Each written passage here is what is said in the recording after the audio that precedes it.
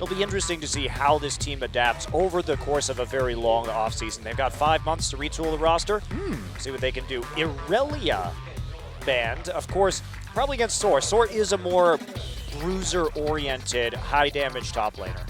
Smart to see the ban come through. Will we see the Riven ban? I mean, Smeb can play Riven himself, so there's no guarantee that he'll feel pressured to ban it. And of course, we want to see Soar's Riven to just get an idea of this player. It's maybe no surprise that a Riven main isn't very good at using teleport. Normally, the Riven mains pick up the Ignite, go for the solo kills. That's what we want to see from Soar, just to see what can we expect from this new top laner. Okay, Elise banned alongside Kalista on that red side. Maokai will be the final ban, so no Riven ban in this game. Now's the time, Soar. Show your stuff. I just want to see a Riven. Whether it's Smeb's or Soar's, don't mind. More Riven. More Riven. I mean, You know what? We have the possibility, a legitimate possibility, of seeing a Riven blind pick match at the playoffs this year, which is just insanely exciting. I mean, the fact that Riven and Yasuo are both competitive picks makes me smile. Those sort of champions that can really make things happen. Ryze actually banned. We saw Ryze fall through picks and bans yesterday, so surprising to see it as a necessary ban on red side. And KOO, are they going to show us something different? Because they just led with an Ashe game, so anything's possible from KOO. Anything is possible from KOO. Mid-Sion, double banner command. Trundle. Yeah, Trundle. You never know what you're going to get. I think you just take the Rek'Sai here, though. Play it nice and safe. Rek'Sai was banned by Spenu last game. Falls through this time, and that's a powerful jungle pickup for Hojin. So what are Spenu going to do? They tried to impress us, and sometimes their off-meta picks work. Remember, the mid lane Jarvan was a big proponent to one of their victories over Jhin Air, so Sarsen was known for really moving with his champion pool, and Duet's only played Ziggs, so he hasn't even played a meta champion yet. We're still waiting for that. And no, it was not meta when he played it 2 months ago either, so. I mean, it was around the Athenes changes. There was a hope and a dream that Ziggs would come back by some people. Those people are crazy. Ziggs makes games super boring, so happy that Ziggs stayed out of the meta. And speaking of meta, Spenu thinking about 2 very meta champions. Saw the summoner spell teleport doesn't work very often, so I don't know if the Shen ult will help necessarily, but giving him 2 chances to be involved in those team fights on time. Yeah, well, double the chances. Maybe he'll just be late twice as much and give up his life on 2 times the occasion. So Kennen will be locked in. And, you know, it is a bit of a flex pick for the KOO Tigers because we've seen them run Kennen top lane. And they're not pure, they're not Najin, who really love to run the Kennen support, but Lucian Kennen as a completed duo has very frequently been the lane-dominating bot lane choice of a team like Najin and some other teams in the league. Even KOO, they played it. They played it in their win against Jhin Air, last best of 3. So it's been there for them too. But it is fun that it does have that flex nature, and Kennen actually does really well with some carry champions that people like to run the top lane. So a little bit of flexibility there. As where will Spenu go with their job? They've got a support, they've got a jungler. They seem to be picking a very KOO-esque comp if they do lock in the Victor and the Cork. Yeah, definitely. And we did see Spenu even ban that Victor in the last game, but no priority really for KOO. I think he's just going to be fine playing the Azir into Victor. I doubt he will be overly concerned about that. And they're flashing over KOO's champion pool right now. But do it. Can he do it? You nailed it, Montecristo. I think he's just going to take Victor. You don't take any of those other champions blind, except for maybe Ahri. Or, you know, sometimes the Echo, if you are certain teams. KOO, we expect him to go towards the Azir. Again, no real incentive for KOO to show us something new. That's why we were so surprised to see the Ashe last game. But will KOO try and maybe make some mind games? That's the only other value of picking these kind of fringe meta or new champions, is to really put mind games for a Najin team they will meet in just a few days' time on Sunday. Yeah, I think you definitely play for the mind games right now. Go for the TF, take it, make sure people know that you are going to be a threat on that champion, because KOO has not really been a TF-focused team. Oh, baby. And yes, this is what I want to see. I want to see Soar's Riven to end out this season. Up against a Gnar, not the easiest matchup to be sure. We're seeing flashes of melee AD carries up top. Any of them will be just fine for us. Want to see a bit of fun. There's so much scuttlebutt about this Riven from Soar. We've already seen multiple Riven pentakills. We've seen excellent Riven play from champions, from players that aren't necessarily Riven mains. This is another one that, of course, has some popularity. Someday in particular loves to pick it against Na just to deny that refresh mechanic on the Q. So melee carries have definitely been the hovers. Let's see one of them come through for Spender. I think the Yasuo is a safer pick, honestly, because it is that counter matchup versus Gnar, and that's really been the only time that we've seen Yasuo top selected, but it is just going to be a Hecarim, which is objectively exactly the opposite of that Yasuo pick, because the Hecarim does not do well in lane against Gnar. Gnar gets a Frozen Mallet and Black Cleaver, and that Hecarim it's impossible to actually get on top of the Gnar. Isn't it surreal that we just had a conversation where you were talking about the fact that the objectively correct pick was a Yasuo top? That's where the meta has gone. That is how this season has really shooken out. Two Color Casters really endorsing the Yasuo top pick. Only in this matchup, and with the right team comp around. You don't need to be boring. We can remove the context. Yasuo top, objectively correct. No. No, trained. Papa Smithy. I'm trying to save solo queue right now. Really? The bastion of solo queue? Yeah. Okay. I am. I prevent people from doing dumb things. That's my job, Papa Smithy. Well, it's only for professionals, the top Yasuo into Gnar. Well, these professionals didn't listen to you, and they picked Hecarim into Gnar, so where does that leave them? Not a good place, especially considering the kill pressure on a Hecarim with a Twisted Fate in the lane. I really don't like that pick. We'll see if Soar can somehow eke out an existence.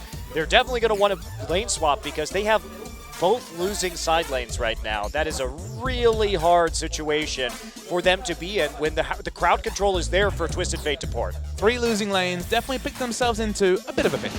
They have. Well, we'll see if Spenu can get out of it.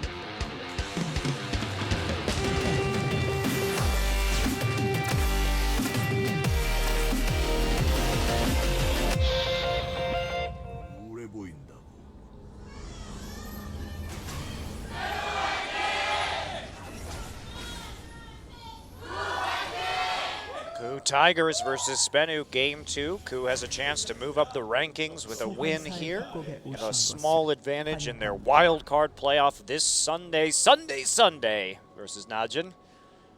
This should shape to be, if it goes as expected, especially as we mentioned with KOO picking winning lanes aplenty. I mean, the mid lane's a bit of a farm fest. Both of them have excellent line wave clear. We're expecting Victor to have the general advantage, but otherwise KOO have got a lot of laning supremacy, so it does shape to be potentially the last game of a long and fruitful regular season. Yeah. Very long regular season, in fact, with each team playing 18 best of 3s. It has been a long haul to complete round robins in best of 3s. That's what, 360 minimum games? 10 teams, each playing at least 2 games. So that's what, 400 plus games? That's LPL numbers there, Monte Cristo. And I've cast them all, Papa Smithy. I've cast them all. Would you say you've seen some stuff? I've seen some stuff. I've seen the Lulu Callista CJ draft. I was there, Papa Smithy. You weren't. You don't know the horror. You only saw it through the television monitor. I was there in the studio to see it firsthand. Hey, do you remember some of the stuff I saw in the LPL last season? We both have certainly seen some stuff in 2015. Top-level competitive League of Legends.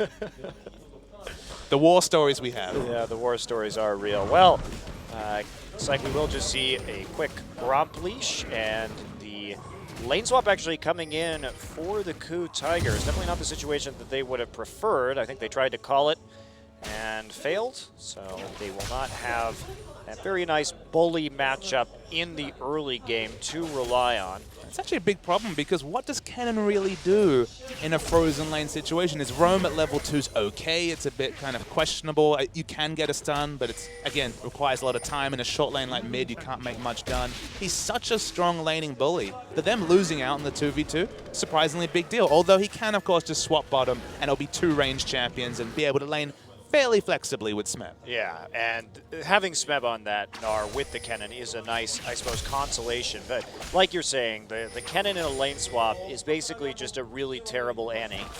Especially with the fact that in Champions we don't see those fast pushes. He's very good in the fast push situation. But maybe they'll even have lane control when we see a 2v2 as Hojin's finding so many people in his jungle. Big invade right there. Has to be careful trying to jungle on his weak side. The Gnar down there to help him out, and it's not like Twisted Fate is going to be too terribly useful yet. Kuro opting for the Ghost in this game. So mixing it up. Looks like Spenu will have to get out of the red side as finally Gorilla comes down for that support. A green ward down there, so we have a lot of information about Hojin's jungle pathing on this side of the jungle. So a lot of information grounded to Spenu, and the result is that Saw, look, he's not going to get many CS. Lucian's a lane bully, and Saw only has the Ignite, no flash, with Twisted Fate pressure coming in a few minutes, but at least he's going to pick up the experience very easy. Yes, he is. This map shouldn't have that trouble farming. Meanwhile, Saw gonna be a little bit more tricky for him. He's coming in here, wants to try and break this freeze. Now, he went back and got the armor with the money he received, so that's a nice little bonus against Prey, who doesn't have any items yet. Prey will just be farming up, trading when he can with the pony. Interesting to see just how much mitigation you get with that cloth armor. The Q trades are actually only tickling Hecarim, who has a lot of regen in the build, has both types of potion, and already has the flask as well from level 1. So very, very strong. And Saw, Secret needs to get to lane because he's still level 1. Tough. Very, very tough for Secret. But he's been part of, he tried to invade that jungle early, tried to make some sort of play. Amusing situation here where, with the top laner and support laning together. They're actually objectively stronger in the 2v2 than a standard bottom lane.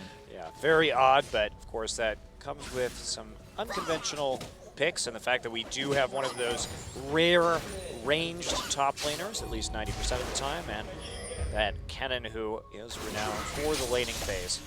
Well, KOO approaching 6. Should be another couple minutes, and then we may see he's going to go for that first teleport. Will he go for the Home Guard Lucidity boost, which is frequently the first item, particularly in this matchup versus Victor? You definitely need the Home Guard portion. Of course, CDR boots has been long the standard this season as TF has seen a rise in popularity, just to have the Destiny on a shorter cooldown, even the Wave Clear, I guess, as a relevant thing. But the Home Guard is just to get back to lane because honestly, Victor, he wins damage trades against you. He has potential all-in as well. We expect Catch to really rotate around because if you can take down Twisted Fate's turret, either on his first Destiny or just after a successful gank, suddenly, so much easier to control that gem because you can get the deep wards in, and there's really no way for KOO to cheat out of lane like he can if he still has his turret up and just walk out of lane and really create those mind games with the potential of the Destiny. Yeah, and the counterplay to that has to be that the Victor needs the deep wards in. You have the pressure in that lane a lot of the time, so get your support in your jungle and find the Twisted Fate. Try and interrupt that Destiny with your own ultimate or set up a kill. Let's just talk about the warding that you do put in when you're against a Twisted Fate. Now, obviously, you can put in a deep lane ward, but that's quite predictable. The thing that we usually see is that the team with the Twisted Fate will try and put a pink down on the corridors to the left or right of the turret just to deny any vision, allow him to cheat out of lane. So if you have this jungle matchup of Rek'Sai versus Gragas, both of them high-pressure junglers, we're expecting to see a lot of fighting around those different entrances out or into the lane on KOO's side of the jungle just to really deny or create vision to really stop this Twisted Fate if you're spending. Yeah, absolutely. And of course, the counterplay to that is just pushing him, the Twisted Fate in and constantly clearing those wards, getting the green wards in, those little corridors by yourself. So there is a lot of push and pull in the situation. Catch coming in from behind. I don't really think he's going to be able to do much. And there's the flash pull, and Gorilla right back into the dirt. He is just dead. Secret picks up the kill with the Ignite. Well, I was wrong, Papa Smithy. Yeah, you bigged up Secret's Alistair last game. Couldn't get much done there, but very nice move with the flash pole. You don't see that too often, but pulled off expertly. Gragas was in position. The gold going to Alistair, not ideal, but still, first blood's Bennett. Yep. Taking it. Surprisingly, they are still behind in gold overall as we see Hojin have to flash out of that as Hecarim comes down, starts to be a little bit mean around the Raptor as Hojin gets a little caught out. So this is the moment of truth for the likes of the KOO Tigers. Now they're going to get into the favorable lane matchup. Now they're going to have those first buys. They have the BF sword onto Praise Lucian. Smeb is going to go back, pick up a Giant's Belt. He just wants to go into the Frozen Mallet so that he can kite soar endlessly. This is what the KOO Tigers wanted, and this is where they have to turn it on. Really surprising first buy to me with the Giants, but I guess the other option was, say, pickaxe into some wards, and that's not really ideal either. You'd think with the Twisted Fate being the most likely to rotate first, you could go that damage route and gank the Hecarim, but that just suggests to me maybe less pressure around top lane than we might have expected. Instead, making plays around the dragon where that giant spot will really be the useful statistic for now. I don't know about that. KOO was just cheating out towards that top side, seemingly wanting to look for something up there. It could have just been a fake over to that side of the map, and Smeb has a very nice freeze going on in top lane right now. It would be hard for Sword to deal with him. Meanwhile, Prey now down here. Corki opting for the Sheen. And Kuro's back at his antics right now with the pink ward in the river. Sheen gives him the most trade damage. Phage is the safer of the two likely opening items for the Trinity Force that will be completed by Nuclear. So Prey's going to have a lot of laning control with this BF sword and just in general. Very good place. The CS lead starting to develop in the side lane. Kuro holding even right now in the mid lane. Surprising to see that even after that first blood, Prey is up in CS. Not a considerable amount, but still most of a wave at this present point in bot lane. That is quite a nice advantage. And it's like Gorilla taking some unfortunate damage there, but nice culling from Prey onto the likes of Secret. Still only level 4, so really struggling in the bot lane. But you could find a dive right here. Hojin coming through. Here's the Destiny. They are boxed in at the moment. There's a minion wave. Summer Heal used very early, but Nuclear and Secret are going down. Trying to be answered by a nice, beautiful ultimate from Hecarim, but it's just not going to be enough. They pick up a kill, but that is a 3-for-1. Wow, what an onslaught of Shadows on coming in by Sword, though. Just unfortunately, even though we channeled at the perfect time, was too late to really have the desired effect like you mentioned. They did end up having to use the Slicing Maelstrom, but 3 kills for 1 and possibly a dragon is a very successful dive for the KOO Titan. Yep. Pick up the kills, pick up the objective right afterwards. Very clean, and they get the enemy's teleport as well, so they don't have to worry about being down that objective for the moment. Frozen Mallet incoming from Smeb as he grabs the pickaxe. Kuro just going for the most common TF build we see these days. Just wants the lane presence, run up with the home guards, clear out the wave, look for the port, and then use that Sheen to take objectives afterwards. Burst the kill, take the turret. So I like to conceptualize TF builds. It's one of the fun things you can do with TF and Yasuo, try and really get a window into why they picked this champion, what they want to do. What's your theory on why we've seen a lot of priority towards the Lich Bane as the first completed AP item? Is it because we're seeing less of the hyper carries, less Cogmore, less immobile carries, and more of the Corki, so you don't necessarily feel like you have to itemize into the Zhonya's? Or is there something else that I'm not considering? I just think you don't want to go for team fights. The Sheen is very useful against a Cogmaw as long as the Cogmaw is standing under a tower, right? So as long as you have some burst damage and you have the tower kill pressure, I think that's much more valuable because you can chain, it gives you the damage and you can chain it into a turret kill so easily with the Lich Bane first that you just snowball that way. That's my philosophy behind it, especially if you're going for the home guards to open up more opportunities for ports. And the laning stats, the mana that comes from the Sheen gives you is actually quite important as well. As Kuro's in trouble. And there we go, bounce back, and the storm comes through. Are they going to finish it off? Ghost is there, and yes, they will. Flash had already been used. TF has desperately poor base stats, so nice gank coming through from Spenu, but it's something that Victor players found out and what TF players have as well. That's an interesting visual bug. That's good. That's like the Sivir ricochet that sits there and spinning. Look, the rocket is like spawning new fins every time it rotates. Gorilla's really sad that he's taking aggro. He probably wants to be dancing under the rotating rocket that was donated by Corki, adorning the bush in bottom lane. It's a big one, too. A really big one, and sticking around. Yeah, sticking there, chilling out in the brush. You know, you hear those stories there of undetonated ordnances. That's very dangerous. As we see do it, just going to cleanse right out of the gank, and Gravity Field will make sure there's no follow-up. Yes, the undetonated brush ordnance is the deadliest. Papa Spinu. Ray gets jumped on, but Gorilla there with the Slicing Maelstrom to follow up. Another nice culling. You have to wonder if unexploded Corki missiles will be relevant, and maybe if there's a game 3. You have to watch out for that brush. Just creates a mine there. Oh, well, I mean, minefields have been a real big problem after wars in many different historical wars. So the story of Spenu and KOO might not end anytime soon. Oh. They got rid of it. The Observer got rid of it. Why? Looks like they switched observing clients right there. We've got freezing and forwarding on our particular monitors, production monitor. Keeping us honest, though. What disappointment. I always like the 80 carry objects that are left in the bottom lane, strewn about.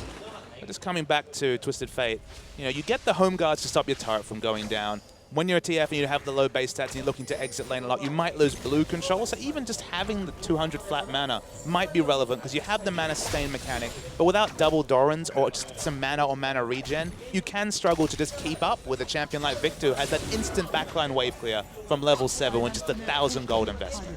And this matchup, this is why the Hecarim is such a problem. This Gnar is already dominating in the top lane. It's only going to get worse. And it's only going to get worse. That is right, Papa Smithy. It doesn't get brighter from here. That Trinity Force is so expensive. And it's just that you can never trade with the Gnar. He's dealing % health damage to you at the same time. It is incredibly annoying. And frankly, this is one of the reasons why Hecarim fell out of the meta. Yeah, the Frozen Mount's completed now. Does so many different things against Hecarim to ruin his life. So lane matchup only gets better. It was interesting to see the approach yesterday when we were seeing Blade of the Ruin King coming out from Duke. He was actually maxing W first that game. I know you didn't mention it on cast, but man, the hyper damage once you get the attack speed in is so insane. Literally auto attacks were melting the Shens. That was interesting to see. It was very interesting to see, and just having the two forms of % health damage too is There's really no good itemizing in that situation. You're building the Sunfire thinking, okay, gonna have some armor against the AD item, but the hyper damage. It's one of the reasons why Gnar, he spikes at level 9, but honestly his spike at 13 or 12 when he has 5 points in hyper, his laning phase gets crazy in mini Gnar form.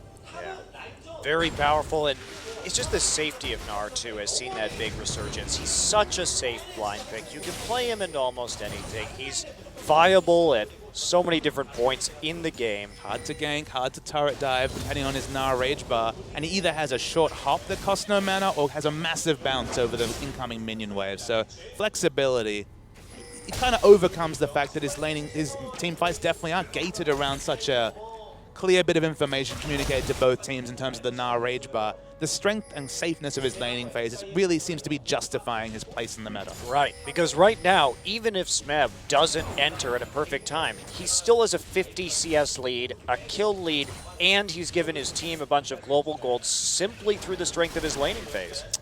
Makes us wonder, where's the Yasuo? Where's the Riven? Neither of them picked. Both of them moused over for Source. I'm disappointed to see him move to this champion that, you know, went from lane dominance to real lane passivity, which is awkward given that Speb's now all over their jungle. Yeah, taking everything he can. He will just grab this red buff eventually. Get into the brush for a little added safety. Spenu has their eyes firmly fixed on this dragon. Can they take their first in the game? They have to be really aware here of a possible flank attempt. This Kennen is very dangerous, and here comes the TPs. Gravity Field already down Soar, going to be coming in right now, but look at Kennen on the back line already. Massive ultimate.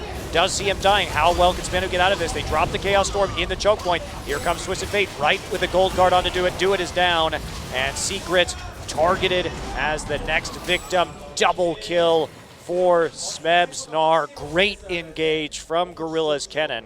And look, starting the Dragon was smart from Spinner. They had no control of their own red side, so they managed to put people into an area where they could fight, but they needed to back away. Gorilla bought time. Remember, at level 6, or level 9 as he is now, with only 1 point in his ultimate, doesn't have the bolts to stun up a team, but he bought enough time, stunned up enough members for the cavalry to come through. Ironic in a game with Hecarim that it's not him, but it was enough to power down the team and give KOO their second dragon of the game. So easily taken solo by Hojin. Well, we did see some proxy farms. Let's take a look at that fight again. Gets the stun onto Victor, draws out the cleanse, but just buys time. And here comes Smeb in particular to clean this up. Remember, he's got the Frozen Mallet already, so CC everywhere. Yeah, and just a great ult into the back line to freeze up the Victor, avoid that Chaos Storm, and get immediately onto that mid lane. Hyper carry. So Smeb is actually building for team fights now. He's not going for the double laning items. We have seen some people, Chris for example on the NACS earlier, go for both the Frozen Mallet and the Black Cleaver. I guess it's got a bit of downside, and when you go for this build, probably going to be a Hex Drinker as the third item. a lot more upside for Smeb. Well, it's also that you're 6,000 gold ahead, and you just want to team fight your way to a victory here and overwhelm the opposition. You don't need to get cute by extending a laning phase with split pushing when you have this much of an edge. So, advertising some future Rock Band games with the guitar coming through. I mean, he's so far behind. Still no Trinity Force at 18 minutes. You don't need to pile on the damage items just because you've got lane control for days already with Smeb. And it's just infinite pressure right now. Smeb easily zoning the Hecarim off the turret. They have to send so many people up there. Druid kind of stuck in the mid lane. And, well, prancing around in circles is going to help you, Soar. And he actually has to get pushed back by Secret to prevent Soar from taking too much damage. And this is by far the scariest thing about playing against a TF comp. They're already winning lanes, and they have the Twisted Fate who will rotate fastest when they finally do pull the trigger and engage. They're thousands of gold ahead. They've got the objectives. This is the KOO Tigers playing in a controlled early game manner that we haven't seen in so long. Very precise, but it is only against Spenu. Before, lest we get too excited. Okay, Secret, he has to pop his ult.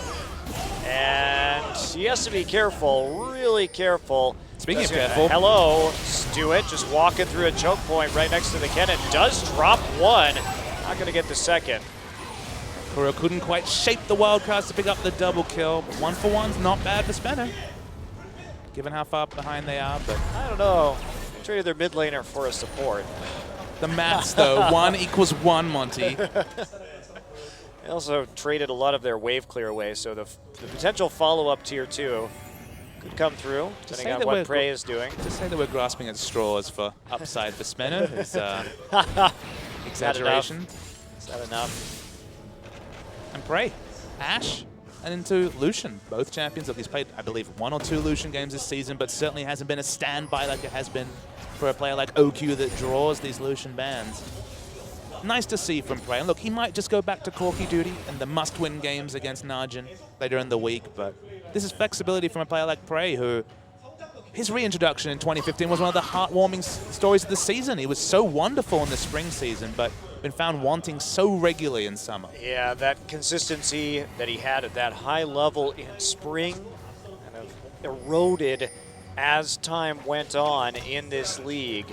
And it did hit a bit of a low, I think, in the last few weeks in particular, although the end of the last season wasn't too great either.